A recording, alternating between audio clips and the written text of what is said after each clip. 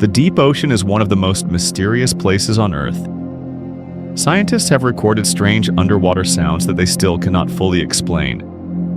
One of the most famous sounds is called the bloop, detected in 1997 by underwater microphones placed in the Pacific Ocean. The sound was incredibly powerful and could be heard from thousands of kilometers away. For many years, scientists had no idea what could create such a huge sound deep in the ocean. Some researchers believed it might be massive ice breaking underwater, while others wondered if it could be something much larger. Another mystery of the deep ocean is the extreme pressure. In the deepest parts of the ocean, the pressure is so strong it could easily crush a submarine. Yet many strange creatures live there as if it were completely normal. The deeper we explore, the more mysterious the ocean becomes.